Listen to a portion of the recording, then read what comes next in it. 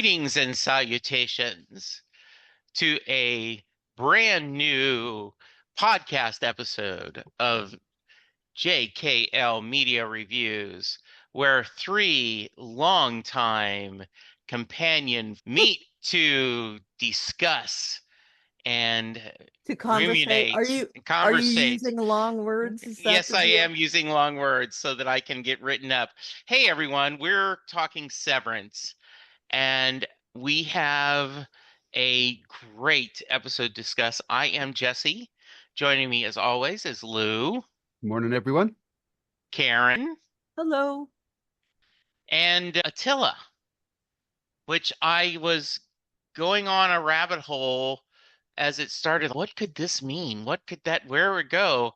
And we Mhm. ended up getting a really just almost sweet explanation of where the word came from and how it's used. I just thought this was a corker. I talked Mm. to Brian from Ireland yesterday for Set Lusting Bruce. It's just a Yep. corker. Karen, thoughts?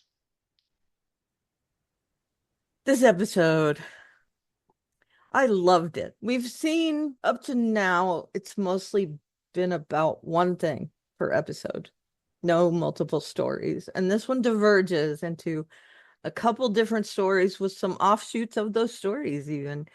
And I find it refreshing. And also, I think it's commendable. I'll use big words too.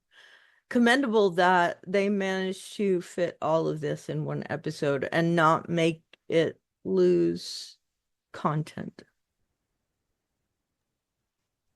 Well said. Lou? Come on, John Turturro, Christopher Walken, and John Noble in a scene together. Do you need anything more from an episode? I could have listened to these guys just reading their comparing their shopping list. This was a great episode, and as I mentioned to Jesse before we started talking, the show is not holding on to plot points that other shows normally would. So we've got Mark telling Innie Helly what happened on the Ortbo, and they made a decision based on that, and it turned out to be a really sweet moment. And the show is exploring the gray areas of the things that fans like to get into, like the whole discussion about whether innies have a separate soul from their outies, all this kind of great stuff. So just another fantastic episode. And I think the hallmark of the show is I just don't know where, I have no clue where it's going. You can watch a show like Reacher just started. I already know where the whole season's going to go, and I've only watched the first episode. With this show, from moment to moment, I have no clue what's going to happen next. So yeah, just another fantastic episode. Sorry to hear that. Yeah, He said he shared it with Jesse, and I didn't know about his cold. yeah. Lou is playing a little injured today, so we appreciate it. Aw. Hey, I agree, and I don't know, I'm sure you guys watched the post-credit little behind the scene, and I thought it was interesting Christopher Walken saying often you hope you get a chance to meet who's going to play your long-term spouse beforehand.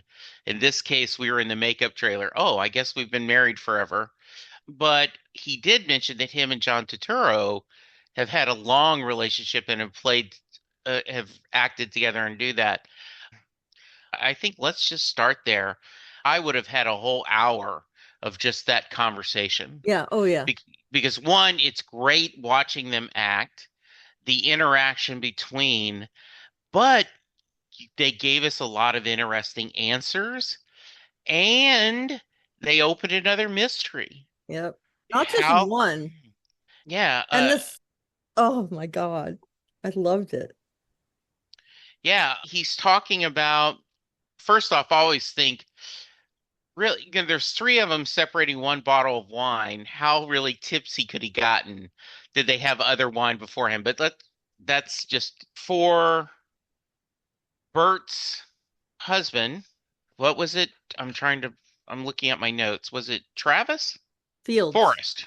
Fields. I knew it was Fields. Fields. Fields to be a little drunk and go to give a timeline and him go, no, remember, I've only been in Lumen X years, but it was weird. Karen, you're nodding your head. Let's just anything you want to talk about in this conversation. Let's go for it. Okay, you're And opening then it Lou up for me and to step talk for an in. hour. Yeah, Yeah. Lou, just step in. Okay, so one of the things that I think behind the scenes is that says a lot about how much Christopher Walken trusts John Noble as an actor, that he didn't go seek him out to do any prep work. And the, watching the three of them in this scene was, or scenes, was crazy. So amazing to see them together. And like Lou said, I could have watched a whole episode centered around them, just their conversation and all the implications therein. Yes, it looks like Bert maybe did some bad things at the company before he was severed. So that makes me wonder if he retired because he had thoughts that he wanted to investigate more. Is he also looking into uh, some of the things that Severance has done? The fact that Irving, it keeps drawing this hallway, this dark hallway, and we know that the division that Bert was involved with while he was severed, at least, dealt with that hallway.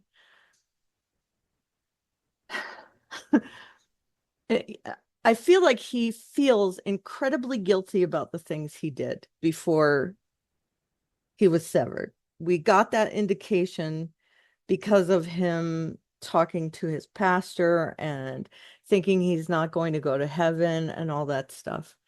That's a very simplistic view of Lutheran beliefs. Lutherans also, on the whole, don't believe in gay marriage, which I found interesting. What kind of church do they go to? Has it evolved? Is it? And they mention also that the church had a sermon about Kier. And so does it mean that Lutheran has evolved to talk about Kier as a godlike figure as well? I know I just keep bringing up these points, but there was so much going on, and even the background stuff on the top of their cabinets was it was just full of salt and pepper shakers. So they collect salt and pepper shakers, and they are two halves of a whole, right? Two different spices. And we keep seeing these severed implications, references. Nice catch Uh, there, Karen. yeah. I did not catch that. Yeah, and I don't know if that was something he did consciously or just for us, the audience, to see, Hmm. because there are so many references to dual personalities, dualities, as it were. And I loved just the cattiness John Noble as Field showed. He was incredibly catty towards Irving, and he showed a little bit of anger towards Bert, which I found interesting. I feel like he didn't care if he gave away stuff. I don't think he was that tipsy. I think he gave away that stuff because he wanted Irving to know that Bert was maybe not the best guy, maybe to deter him. I don't know. But man, those little digs that he had, and oh, let's go ahead and serve him some loose corn. Just things like that. It made me giggle, and it's refreshing to see him in this role because it's very much like his Fringe character, I feel. And I can see why they cast him in this role. I think So, that's a great plan, Blue. yeah. Okay, Karen obviously covered a lot of things there. I love your catch with the salt and pepper shakers. I also love the way the scenes were shot in the house. The background was very dark, and it was just the actors' faces were lit for the most part, so it made it very intimate. You could tell that Bert and the Fields have been together for a long time, the way they would finish each other's sentences, almost like it was one person talking at times. So that was really well done. For Irving, there was this great little touches. I love before he went into the house, he pulled out the little mustache comb and tidied up his mustache, as me and Jesse with facial hair have probably done from time to time.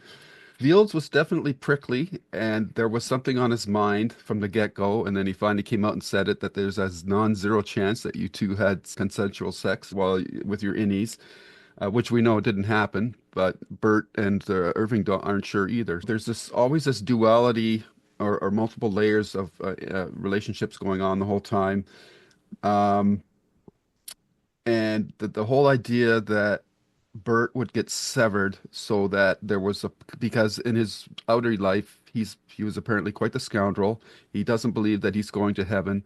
So they had hoped that because the church had that sermon saying that innies would have a separate soul from their outies, which is another fascinating concept. They're hoping that there's a small chance that when they pass on that um, Bert's innie soul will be able to find Field's soul in the afterlife. So that's a very romantic concept, and um, this just yeah, just amazing to see like these kind of character actors just killing it with this scene. There was interesting points about Fields was saying this happened 20 years ago, and Irving was saying no, or Bert was saying no, it happened 12 years ago, and or 10 years ago, and then Irving said the severance offices didn't come into existence until about 12 years ago. So whatever the data point they're making about the 20 versus the 12-year thing, I'm sure will come up at some point further in the show. I had to laugh about they called out Pastor Gale. So I wondered, they gave the pastor a name, so I wonder, are we going to see this character later on in the show? Who knows? They love to do that. So I'm hoping that this is just not a one-off appearance for John Noble. I'd love to see him come back. But yeah, there's this multiple love stories going on in this show, and some of the most unique love triangles I've ever seen in my life. And Karen, who's the romance expert in the group, will probably agree with that, I would think. Yes, books with, Oh, okay. but I've But read some and they're so messy. I But thought that was a staple of I romance. just don't read those. Oh, okay. Yeah. No, I'm gonna start coughing because I just laughed. Yeah. So, yeah, I loved the you actually would have thought this dinner would be even more awkward. And it actually, they seemed you could see the three of them liked each other. And I love the idea of this is exquisite corn. Yeah, And we have a dish we call it crack corn, where you like cream of corn and cream cheese and bacon, and it's all in there baked. It's almost like it's a corn casserole. But I love the idea. They gave him leftovers, yep. which I thought was hilarious. There's not that much food, right? Mhm. And she talks about it at her house, which is the way it was at my house growing up. If there wasn't, if people could not take away leftovers, you didn't cook enough, Right. right? So I thought that was a really sweet moment. Uh, Speaking of Part, that, real yeah. quick, they showed the kitchen island Hmm. before they went to the table. There were two pies and a bunch of dishes there. Yeah. So he had a lot of food Yeah. made. Two And pies. I know, I love it. The idea that I had a little bit, and I think we could do a whole episode of just discussing the spiritual ramifications. I grew up in a Baptist household, later converted to Catholicism. I currently have a very complicated relationships with a spiritual being. But the idea that in most Christianity, especially, and the idea is you works has nothing to do with it. You either accept Jesus as your personal savior or you don't. And if you accept Jesus as your personal savior, that's it, done. You're in heaven. But I wonder, is this like with the Catholicism, is there unforgivable sins, right? And the idea, I would make the argument if you care enough about your actions or stopping you from having afterlife, that alone gets you halfway there so that you earn forgiveness or redemption. They're Yeah. they're a And cog. yeah, Sarah Michelle Gellar is not Buffy. It's a character she Right. plays. James T. Kirk is a character William Shatner plays, not a character, not a person. And you guys had unprotected sex. Mm-hmm. And I should worry about Is that bringing up for you that. in Yeah. this same episode Our two or any couple did have unprotected sex. I twice? assume. Yeah. I don't know. Now maybe in the tent during the work event, maybe they did have condoms. I don't know. Imagine. Lumen Commons. Yeah.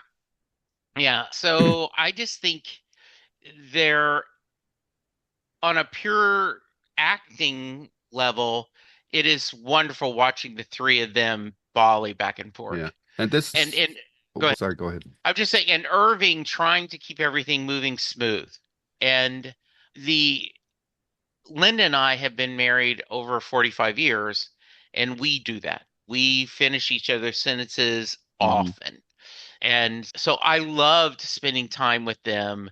And then at the end where Irving is like, so you would want to spend more time with both of us or just me, right? And there's that, it's a very unique love story Yep. that, because you want to know, eh, they obviously were, their innies were attracted to each other. And was Bert an early adapter? So maybe his innie and outie have a little more knowledge of each other? Or Mm. maybe he wasn't Yeah. severed. That's right. If it's 10 plus years, that's a long time to be severed. Yep. Yeah. And so does it, you start losing the bound scum? I don't know. Yeah. This, Uh, I Go just ahead. wanted to Go mention ahead. quickly is that the ham is very symbolic too. Ham dinners are associated with the concept of nourishment. Just as the physical act of eating ham can satiate hunger and provide sustenance for the body, the spiritual essence of ham is said to nourish the soul and replenish spiritual energy. Nope. Everything's deliberate. And So I think. if you think about it, the one of the most popular in for Easter Sunday is Easter ham. Yep. And Easter is celebrating resurrection, dying and coming to life. So yeah, now absolutely. The separation of God being Father, Son, Holy And Spirit. so the idea you could absolutely do, and people have ham for Christmas and other stuff, Sure. but you tend to think about ham, turkey for Thanksgiving, a lot of roasts and things for Christmas dinner, and then ham for Easter. So yeah, I Yep. think really good point, Lou. Yep. What else do we need to talk about this great dinner? Oh, the whole thing where he says, Jesus sent me to be severed. And Irving says, Jesus Christ. And he goes, that's the one. I think it's really funny, that line. And honestly, I wonder if he went undercover. Who, Bert? Yeah, Hmm. Mm, because he was at Lumen before possible. then. Yep. Yeah. It makes me wonder because he Mhm. seems to remember Irving quite well. And I think Irving just remembers that one little Yeah. bit. That's the delicious frisson the show has between that you're never sure, is this an innie or outie thing, or like is there something going on where the two halves are communicating subconsciously maybe, or what's leaking over? You're never sure. And in this particular scenario, again, you're not sure at all either. Yeah, and This, you know, I that is just so delicious. And then while this is happening, they're going through what's his name? The guy that we talked about that seems to be the board's, Mr. Drummond.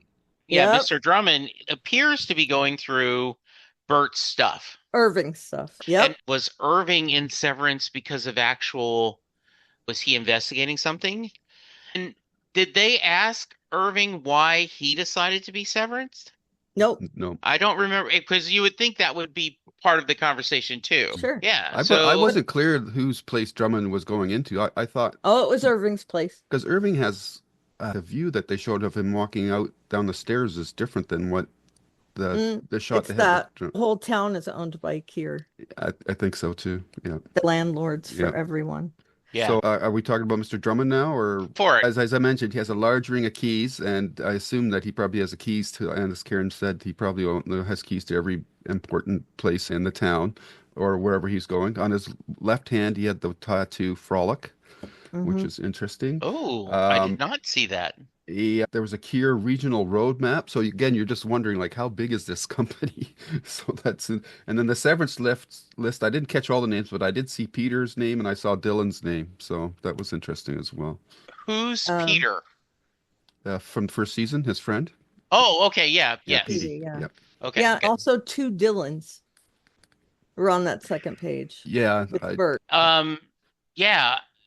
Any thoughts about that, Karen? He was looking for what evidence Irving has, what Irving is planning. Now Irving is definitely in some kind of peril because of this. I guess because of what we would call intuition over getting that was Helena and not Helly Hmm. and pushing her under the water, they're wondering, what does he know? And I think that was the main purpose behind his going rifling through all this stuff. He definitely understands now that he was contacting Bert because this has all of Bert's contact information on it. I found there's so many things to talk about with those papers, even. There are letters underlined, and it's always two letters in some people's names. I was trying to go through and figure out what they were, and I couldn't figure out why they were underlined. There were two Dylans, but neither of the Dylans had any extra information next to them, so I don't know if they were material at all. And again, yeah, Petey was on there. It seems to be maybe some longer term employees. And there were some notes with other people that I found interesting. One of the people, it said, lives near Lumen, so they don't have to take transportation too far to get to Hmm. Lumen. There was someone else that said was in a car accident and they got a settlement, and there were question marks next to that as to what that meant for the company. Just so many weird things with those two papers. And I wonder if are those Irving's notes or were those copied? It looks like maybe he copied them from Hmm. somewhere. Were they on the original copies or were they Irving's notes? I'd like to know that. He has a lot of stuff. So Irving is definitely in some trouble, I think. And I think the Frolic, he seems to have several tattoos, and I think he has the three, at least representations for the humors on him. And Frolic Hmm. would be like the happiness side of things. Yeah. Yeah. He's the company man. Yeah. And I really do like the theory that you put out last week, Karen, that Irving was working for Harmony. Yeah. Hmm. Yeah. Yeah, I like that too. So let's talk about Dylan. I have a little bit of sorrow for Audi Dylan. He's a screw up, Yep. and he definitely has overachieved with his lovely bride. Married up. Yes, and the she loves him and is very caring about him, but I understand her attraction to any Dylan because he doesn't have the baggage of Audi Dylan, and he has a sweetness to him. And like in all the scenes we see with Dylan and his bride, with the kids, it's always hectic, right? Yep. One sitting at a tiny table Okay. outside as well. And when he's, hey, they're going to actually pay me to buy a car. And she's, okay, you just had gotten fired a couple of months ago. The simplicity of any Dylan just adoring her and loving the idea of this family was very interesting. Lou, let's start with you this time. Yeah, that was again another touching sequence of scenes for Dylan, and his second date with his wife at Lumen was very touching. It's almost like they're on a second date, like in real life. And for Yeah, her, I think it was stirring up these feelings that she's lost with Audi Dylan. Here, she's getting the essence of what she probably fell in love with Dylan within the first place. So just really touching, and I loved how the hug, how they awkwardly sidled into it, nervous like two teenagers almost, and then the hug turned into a kiss. And I think again, it's one of these most unique triangles that only this show could do, and she's liking any. At least I think she's liking any Dylan a lot more than Ellie Dylan right now, and absolutely. she Yep. doesn't want to share her experiences with Audi Dylan anymore. She lied about the meeting being canceled, and I just think that if she had her way, that she would spend more time with any Dylan than she would with Audi right now. It's just really, it's a really unique way to see a relationship re rediscovered. And that it also parallels what's going on with Helly and Mark as well. And they even intercut the scenes where they're kissing between the two couples. So, yeah, just a really touching sequence with this character again. And I'm worried about where it's going to go from here because it could lead to marital strife in the Audi world. Yeah, this whole conflict, the tension between the innies and the Audis is really, they're really playing heavily upon it this season. Yeah, and the idea is she cheating? I realized it was just a kiss, right? But is that Do you think? Think it it's was just a kiss? I don't think I think that's it. One, I wonder they supposedly were watching, and last time they had said that's inappropriate, Right. but I don't know what they're they are trying to do something by manipulating Dylan, Yep. and I don't know their long-term plan. What are your thoughts, Karen? They're trying to keep him happy. Yeah, I wonder what happened in that room after that kiss that we were shown. I'm with you. I'm not sure it went too much further, but I'm guessing they made out pretty heavy. And I do think she has feelings of guilt over it.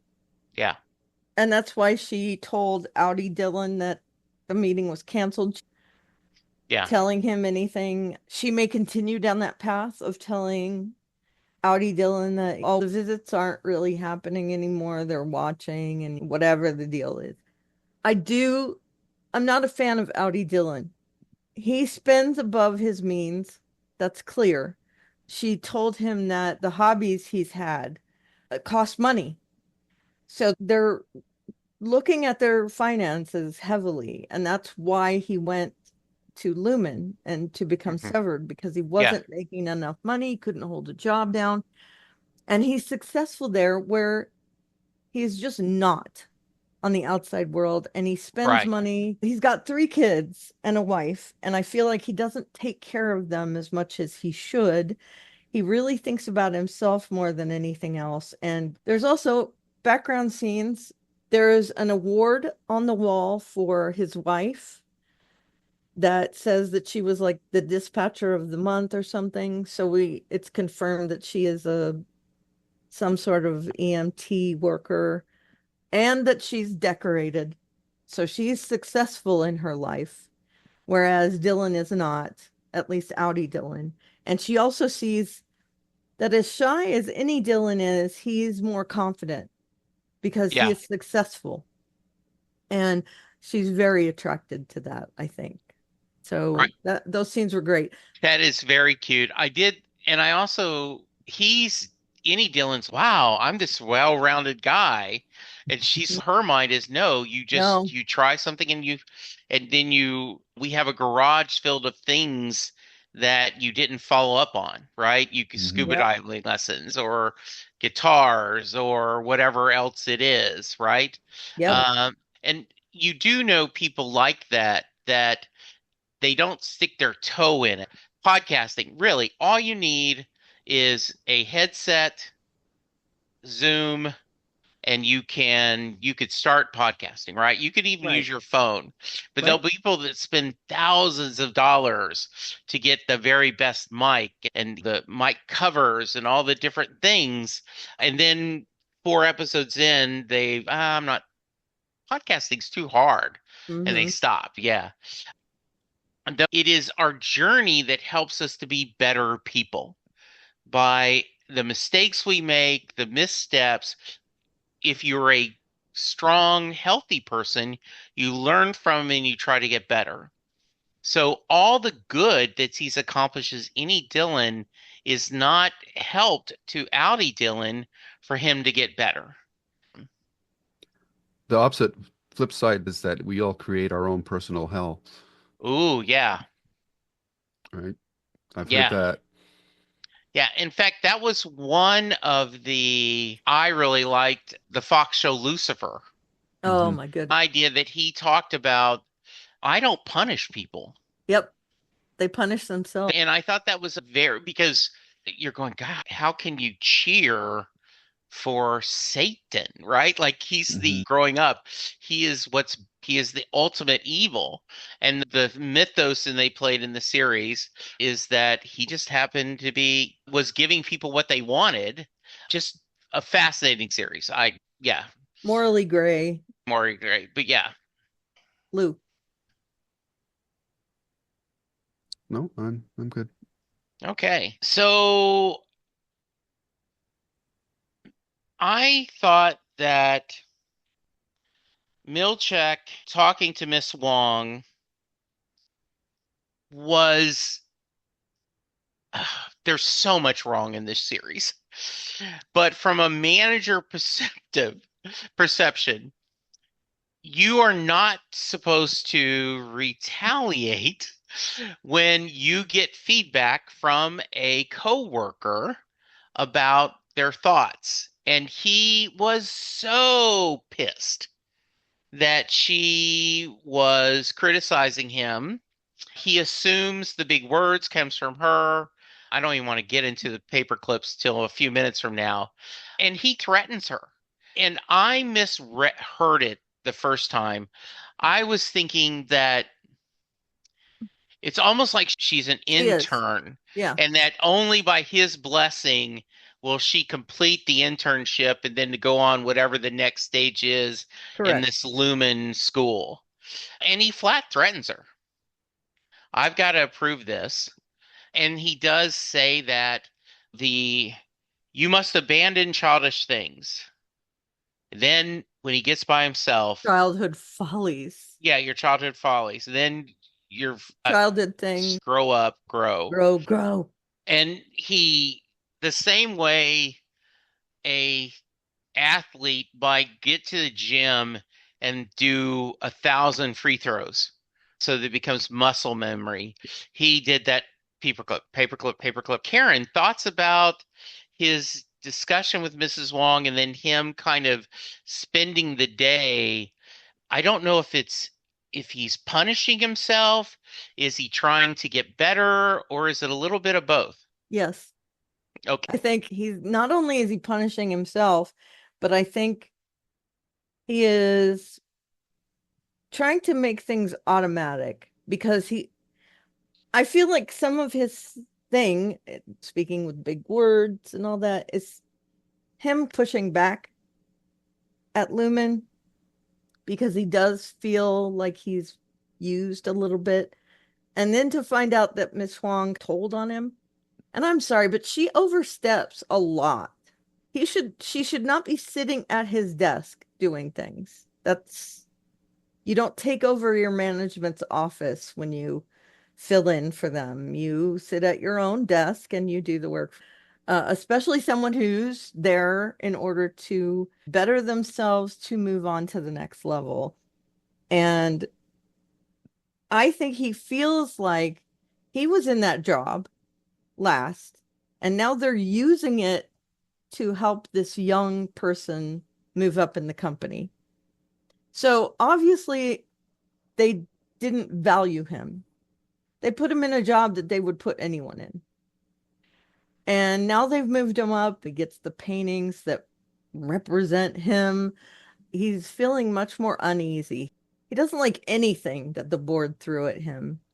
And so he is trying to make up for it. I feel like he uses big words in order to separate himself from the rest of the office to show that he is management. I think he did that even before to show that he was management, but now he's seeing the clay feet of the company. And I think I would do the same thing with Miss Wong. That wasn't the behavior of a company person. That was the behavior of someone who wants to get ahead. And he's letting her know, okay, you want to get ahead, fine, but you can't do it without me. So you better not do it again. You better not cross me again. And I'll do my part. Obviously, I'm using big words, so I'll do my part. But still, I think you're overstepping and stay in your lane. So I think there was a lot of that going on. And I think the mirror thing was interesting. Seeing him emphasize to himself that he had to grow as well. Lou, go for it. I do wonder because I do believe that Miss Wong does not respect Chick at all. And Yeah, so Milchick's kind of in the 100%. middle because upper management doesn't respect him and his immediate subordinate doesn't respect him either. If she was a different ethnic group, say if she was white, you could even make a more blatant sort of racial analysis of this, what's going on with Milchick. I think the fact that they chose a girl, a non-Caucasian girl, is a brilliant move because it takes that obvious tension off the table. But just because she's not Caucasian doesn't mean that other races don't have other prejudice toward their peoples. I think that they're doing an element of that again. Maybe I'm reading too much into that because they did that last episode with the paintings. But I do think there's that element of it. And I agree with Karen. Miss Wong does not respect Milchek. And he's telling her that you can't progress without my say so. You won't get to be to, I think it was Wintertide that he was talking about, that needs his approval to progress her career. The fact that she would just use his desk without his permission, like that just shows there's a total lack of respect there. So there's a lot of subtext in this, and they're leaving this up to you to determine how much of it is of just, you know, youthful arrogance or if there's this racial undercurrents. And I love the way that they're playing that. They're not pushing it in your face. They're leaving it up for you to decide. As for the paper clips and the words, I think Milchek cultivated this more erudite manner of speaking to lessen the blow of when he had to take disciplinary action with his subordinates, again, like the with the data mining team. And it's also a way for him to separate himself from his work and personal life. And again, it's interesting because it's like he has a severance going on, and as we all do with between our work and personal life. So he's trying to change a lifetime of carefully cultivated behavior to satisfy his subordinates. And I think that it's almost like he's having transference angst as well, because you see at the end of that, his hands are starting to shake, Yep. which is we see Mark having the same sort of issues with his reintegration as well. So in a way, there's this more traditional sense of severance going on with Milchick as opposed to the more blatant one that we're seeing in the show with the technology. So Milchick's in a tough spot, and he's trying to modify his behavior to satisfy the needs of management, but at the same time not betraying his personal beliefs about how things should be done. So yeah, it's a very interesting, again, parallel storyline to what's going on with the main overall arc of the series. Can I talk about now that I think Please. we're wrapping up the story part of that. There are two things that are in a directorial sense that and Miss Wong looks at the camera when she's talking to Milchek. She's not looking at Milchek, she's looking at you. Hmm. And I think that's interesting. And also, when Milchek looks in the mirror, there's no camera behind him because why would there be a camera? But there's speculation that was a practical effect, and there was a body double looking into the mirror, quote unquote. And the actor who plays Milchek was actually behind that wall looking through an empty hole. And when they zoom in on him, that they're actually zooming in on him not through a mirror, because there's lots of mirror symbolism in this. Whenever Helly and Mark are talking in the bathroom, there's a mirror image. Sometimes Mark is blurred and she's not. There's so much symbolism with mirrors. And I'm assuming they did it for practical reasons, but the the whole thing about looking in mirrors and this being a practical effect, it boggles my mind. And also, and I do not put any stock in this at all, but I am reporting on a theory that's out there that Miss Wong is actually Gemma and Mark's child that Mark didn't know about, that Gemma was pregnant when she, quote unquote, died. That's interesting. I don't think the math works out. Then the math in the show is suspect already to begin with. She says that the overtime protocol only happened a few days ago. We know it was days because when we Right. saw episode two, they've lied to them. And Yeah, she can't lie to Audi Mark because Audi Mark yeah, knows, I don't feel. yeah. Like I do not think they decorate for Christmas No, oh no. or Valentine's Day or St. Patrick's Day Nope. or they're, hey, this is like my company just did a big for the Super Bowl, right? We had all kinds of giveaways and other things. None of that happens in this world, No. In right? In fact, the that clock building. doesn't have numbers on it. They have to change their watches when they Yeah. go in. So they leave that watch at Lumen and it doesn't have any numbers on it or anything. Yeah, I love this the complexity of this series. One of the points he made is how creative the shots are of this placing the camera. Yep. Like when and we'll move over to Hallie and Mark. When Helly walks out, I need to walk. They have the camera at a set place, and you can barely see the top of her head. And as she's walking to the camera, and more of her comes into the frame. And I went, that's really interesting. I I think there's definitely a lot of creativity in the direction of this and how this is scoped. And it means something. Yes. They discuss plot points and all that when they take that into account. And so we've been here an hour Oh my and goodness. we didn't because you would think in another episode he runs into Helena, right? He rushes. There's this we Quotes around he Run. yeah, Right. he finally talks. He talks about some of the things he's seeing and the other. I'm going to echo what a couple of you had already said. I love the fact they didn't delay.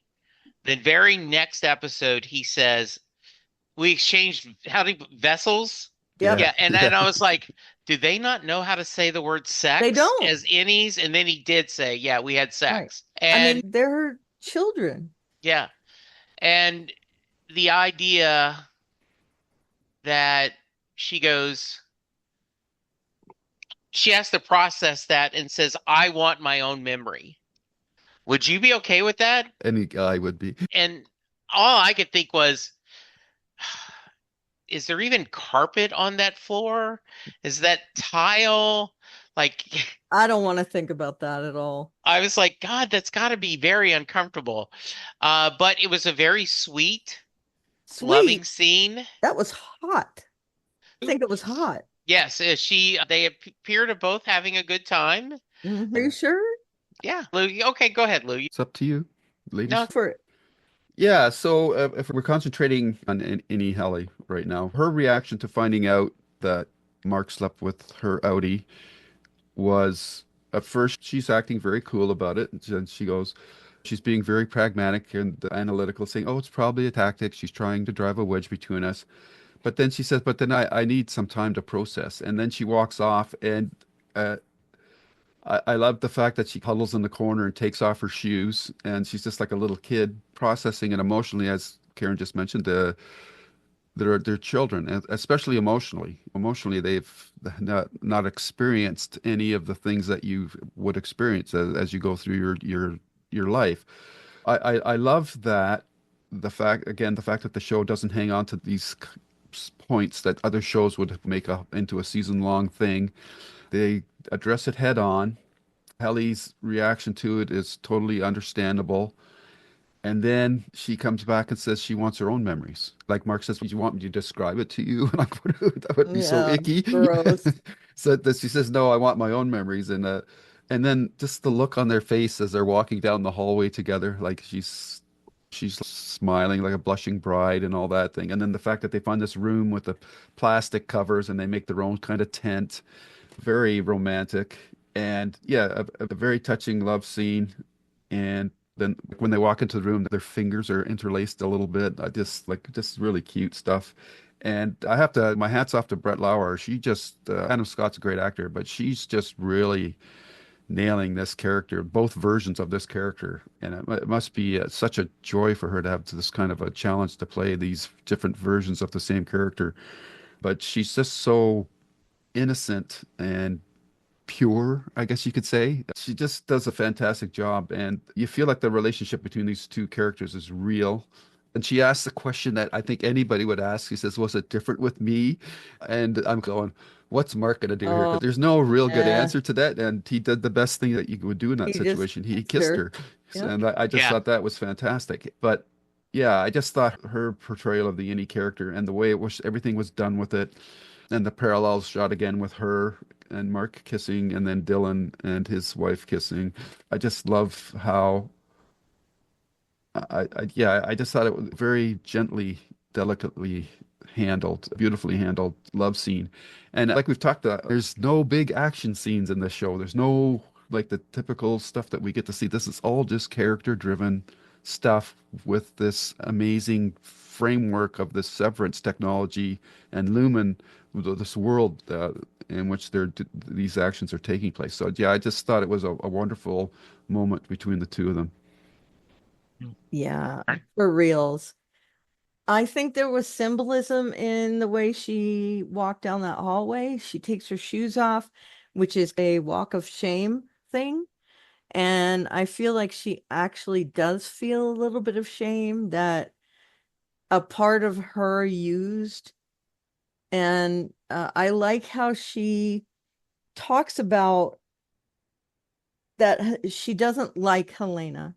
She dresses me like a child, and it's disgusting how she manipulates this company. And so it, at least we know this is actually Helly and not Helena. And I do love how she wants those memories. I don't think it's only because Helena got those memories and she's jealous. I think this is the first time she's had sex, essentially. Hmm. And she wants that experience to be with Mark. Yeah. And we've seen that room before with the purple kind of motif. We've never seen anyone in it, but they did put it in another episode, like a Chekhov's room kind of thing. And I thought to myself, how does she know about it? But they've walked by it 100 times.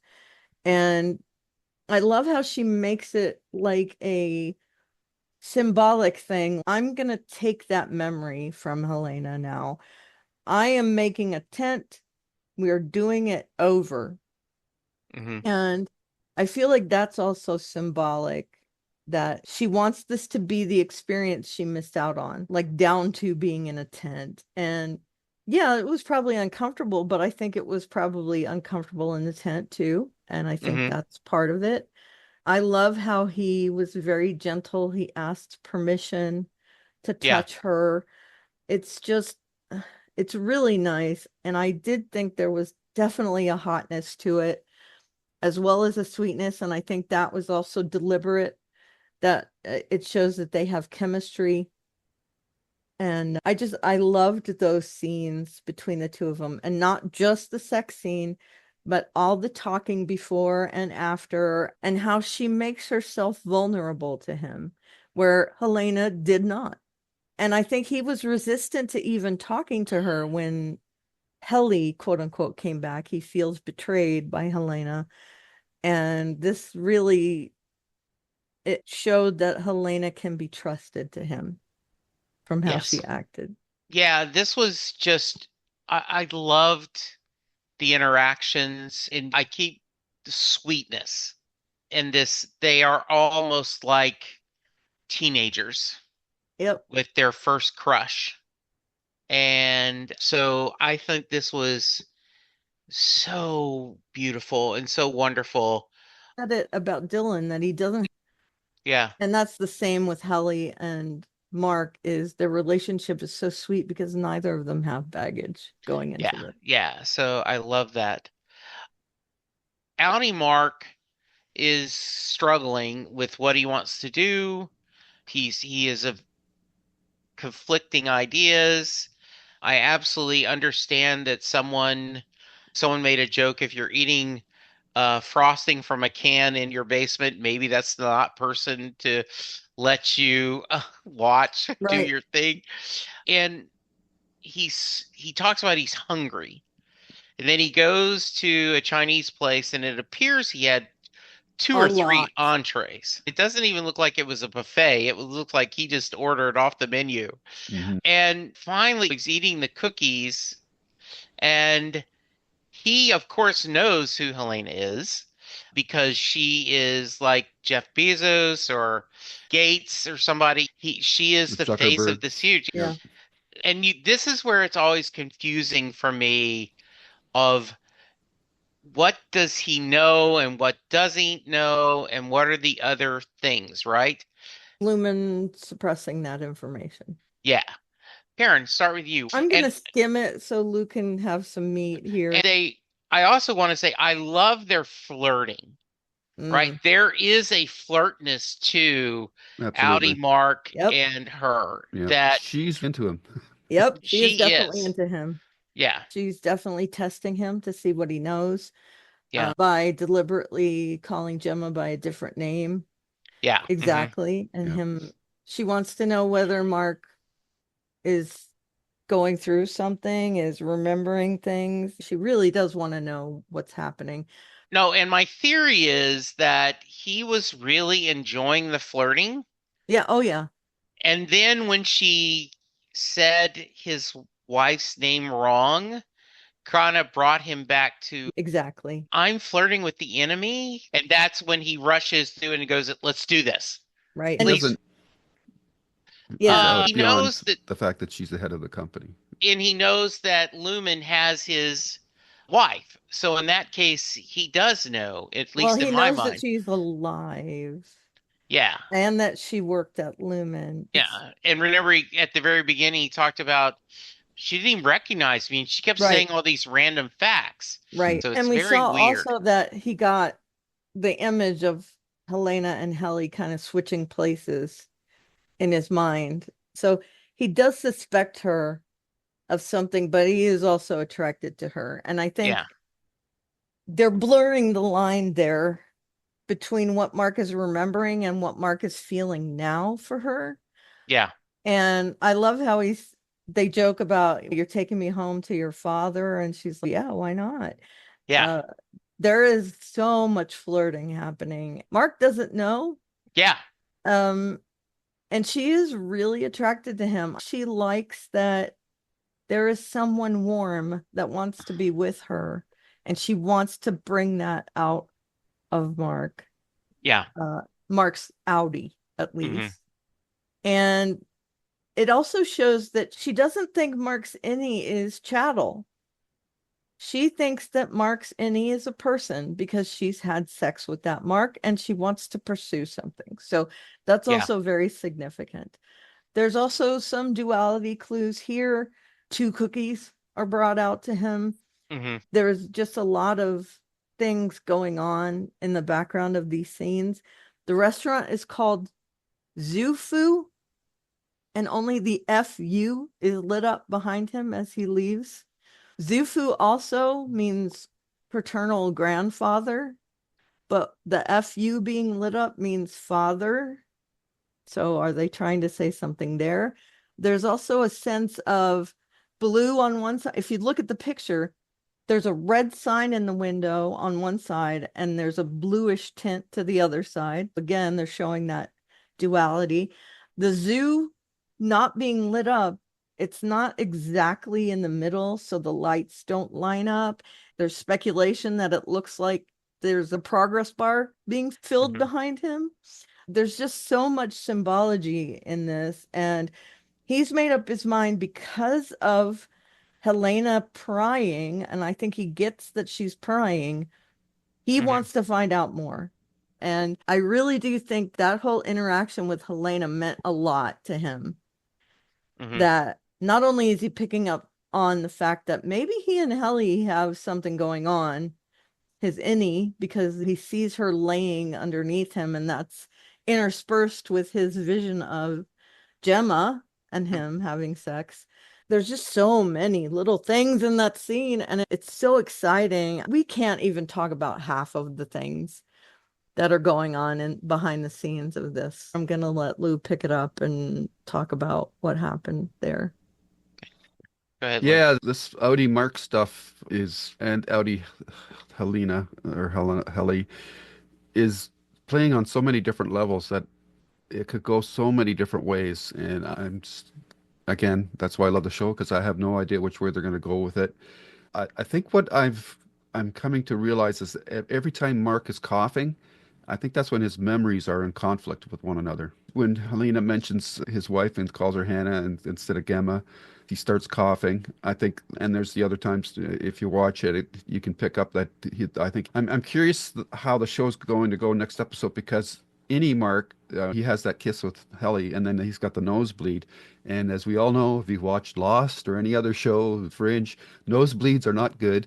No. So what? How are they going to pick it up with any Mark in the next episode? Because did he pass out? Because they've never gone back to him. And No, he, Is that what you think it no, is? Audi Mark had a Oh, stroke. yeah. oh, okay, yeah, Any Mark, yeah, they were at taking his work. blood pressure, and Right, they and right. then he transferred to the basement, right? So where are they going to pick that up from there? And there's Helena is definitely a different character than Mark. Why she's into him, I don't think it's totally just a physical attraction. I think she sees him as a for whatever reason, he's a very valuable commodity to the company as well. So Mhm. she's operating on seemingly two different levels at least. And Yeah. maybe she doesn't even know it. Maybe she's been, because she sounds like she's been programmed to groomed to take over the position of the company. She might be acting out something that her father or maybe Drummond or somebody's instilled into her and without her being aware of it. Again, I have to comment on Brett's acting because Helena has a lot of the characteristics of Helly, but she also has this hard edge to her. Like she makes that joke about uh, something that Mark better bring it or something. I can't Mm-hmm. remember Hmm. exactly what the wording was when he goes, "Whoa," and but then she turns it into a joke. But that's not the kind of jokes that Helly makes. Hers are much gentler and more affectionate. Hmm. Whereas with Helly, there's this or Helena, there's this kind of cutting edge to it, or a left-handed kind of compliment or whatever you want Hmm. to call it aspect of her humor. And as you guys already mentioned, the two of the Audi versions of the characters, they have that attraction to one another. The show Yeah. does great long pause shots where they're just looking at each other, nobody's saying anything, and they're just letting the audience fill in the blanks. So they do that really well. And then, of course, then we get to the him leaving the restaurant and all that stuff Karen said about the sign is fantastic. I looked up Zufu. I didn't really get any good definitions of it, so it's good to know it means father or grandfather. That's cool. But then he goes back to the basement and he says, "I'm sorry about being a dick and let's Hmm. do it." And in my back of my mind, and going, is Helena somehow working with a cell, maybe? Are they just trying Mm. to see if Severance can be counteracted? Is this kind of another experiment? I don't know. You can really start going down the rabbit hole with all these theories. And then you get the body horror, which the show does occasionally with them drilling into his head again. And I just, Yeah. I just was cringing that she was just manually sliding that needle in instead of using some sort of a rack to steady her hand and guide it in. So that was, and then you just see the whole thing flooded with whatever liquid she put around the chip, and the sine waves were coming together. But then she cut the probe off too quickly, which was bad. I would have liked to seen the visual of the two sine waves overlapping each other before she Hmm. pulled the probes. But and then he goes upstairs because Devin's at the door. And then they get the kind of stuff like, what's that smell? And which reminds Yep. me of Am I Isaac smelling as toast? yeah, Yeah. if you're having a heart attack, that's or whatever, a stroke, people often have that kind of. And his hand, he can't manipulate his hand to pick up the water, and then he looked terrible. His eye he had circles under his eyes. His face was all sweaty, and Hmm. then he collapses on the floor. And now Devin knows who was about a cell. That's going to be interesting to see how they're going to carry that forward into the next episode. First Yep. time you see your brother collapse, and then this strange person. What? Yeah, I So love that. so there's just yeah, it's just so much going on here, and the the interaction with Outer Helena and Mhm. Mark is so fascinating because it's working on so many different levels, and they're leaving it up for you to decide right now or try to puzzle out what it is. They tie it that whole scene in with Mark being hungry. Like, how did she know he was at that restaurant? They must be surveilling him. Yep. But Yeah. then again, could have Vassell just called her and said, "Hey, he's almost ready. Maybe you should give him a little push." I don't know. That's probably totally out in left field. That's what I'm playing with a little bit as well. But when he was at restaurant and she came in and sat down, I said, "Oh boy, they're just really putting the screws to Something's this coming. Yep. Well, something's gonna happen here." And yeah, she's just really manipulating him on so many different levels. So it's just and fascinating to watch. and what's great though is I will not be shocked if any of that happens. Or something else happens. Yeah. I wish I could remember how Chris put it. He said, like in wrestling, there's heat that makes you want to keep being engaged in the storyline, keep watching the matches, keep watching the story. And then there's go away heat. Yep. Like you've ticked me off so much now, I'm just not even going to watch. And this is good heat, right? So Like far. I am engaged with this storyline. I continue to like I don't know what the long-term plan, but this world is amazing. And when you think about we haven't seen Patricia Arquette, and this seems very unlike her character. It seems like her character would be there and be involved, but they're not. Yeah, just Can I absolutely wonderful. also, when Ragabi is asking him after the first part of their treatment, Yeah, she says, "Did you see anything? Did you see a black hallway?" yeah, So she has ulterior motives. She wants to know what's happening hmm inside. yeah, Uh, because I think that she is also working to expose them.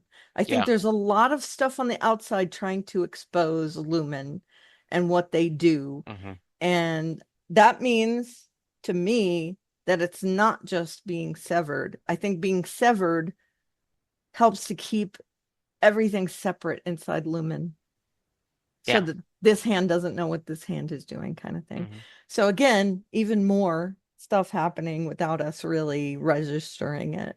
Yeah. I just anything we haven't talked about. I'm Lou, sure. I Um, just looked at mine. I can't find anything that we haven't at least touched on. you're muted, Lou. The only thing I could say is that I mistakenly called out that we're going to see a different episode, I thought, next week, and it's actually now what we're going to see. The episode that I'm really curious about is this Chikai Bardo, is about Tibetan Buddhism, and Bardo is the in-between states between life and death. Given what we just saw with this episode, I'm totally stoked to see what happens in the next Yep. episode. Which is why I think, Karen, you were wise to hold off to wait for that one Yep. to lead the discussion. To lead the discussion. Yeah. Yeah. Yeah. And that can also mean the line between severed and unsevered, right? One of the things that I wish we had done earlier is, and it's we might be able to add it, but when I do, Lou used to be part of this and then moved on to other things, but Wendy from Tuning into Sci-Fi TV, we do House of the Dragon and we did Game of Thrones discussion. And one of the things that Wendy does a good job of is she collects links to articles about the latest episode and sends them to us, and then we discuss it beforehand. And then when they put out the episode, they include the links. Tons I of podcasts being done right Yeah, now. tons Yeah. of Yeah. podcasts, tons of articles, a lot of discussion. It does seem to be getting a lot of heat. Yeah. Rob Barnett, who is a high executive headhunter, said, and he just sent an email saying, "Dear Innie and Outie, we can talk severance theories all night long if you like, but if you need your next best job now, here are two invitations. Outies, if you're new to all we do and you've never joined any of our free Team Zooms, please code this one. Any, if you've been following our mission and you're booked or considering any of our one-on-one career sessions, enter here." And I was like, that's pretty funny that Yeah. he clevered. Yeah. The show has really entered into the pop culture bubble pretty quickly now. It's And been 3 years since season one. it seems to be getting a lot of pop, and Yeah. I really am enjoyed. I'm so glad we decided to pick this. Yeah. This week's episode was directed by Uda, okay, Brieswitz.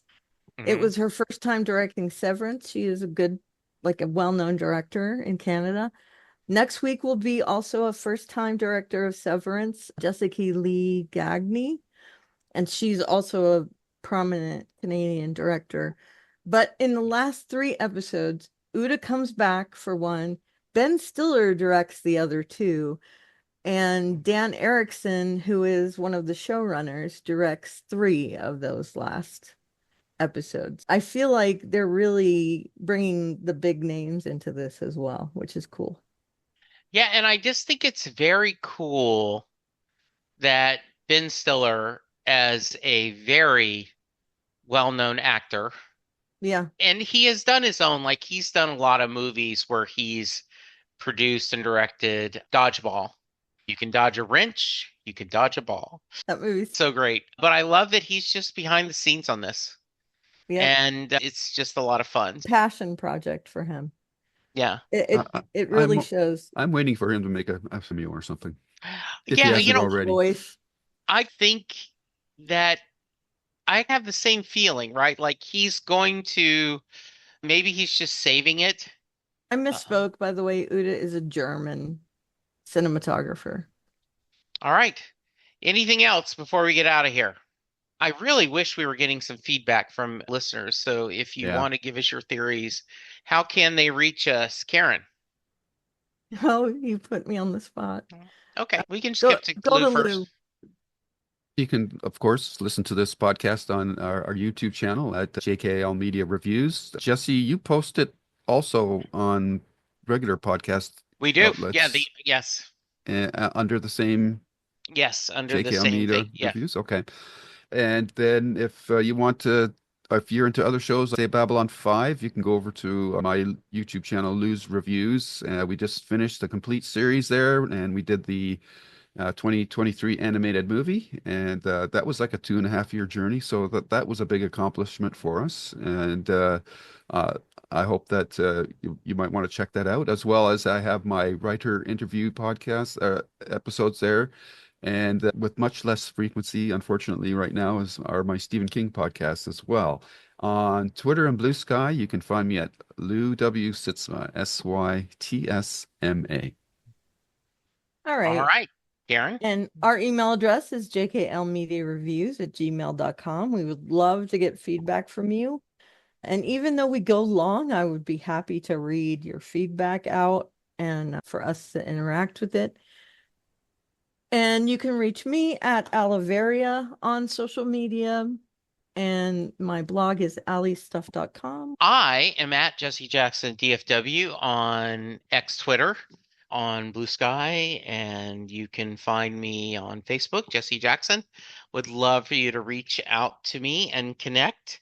We will be back next week to talk more Severance, and we would really appreciate some feedback on where you would want us to go next. Currently, our roadmap is, I know we're going to go back to the haunting of Hill Hill House? House. Yep. Yes. I know that is on the agenda, but we're always open for other things. Please let us know what you like. If you don't like something, let us know that as well. Yeah, After I watch this, I love talking to you guys about this stuff. yeah. And yeah, to be more behind the scenes, normally Karen sends the email first. I ended up being able to see it fairly like on Thursday night. It's like, oh my goodness. So I yeah, this saw it was and I was, I can't open it yet yeah. because I haven't seen it. Yeah. I had watched it, but I hadn't sent out the email. Thank you guys. Everyone be safe, be kind, and go order some Chinese food A lot of Chinese food. or a ham. There we go. Exactly. With a cumin glaze. Yeah. Yes. Bye, everyone. Take care. Bye. And scene. The proceeding has been a JKL Media production.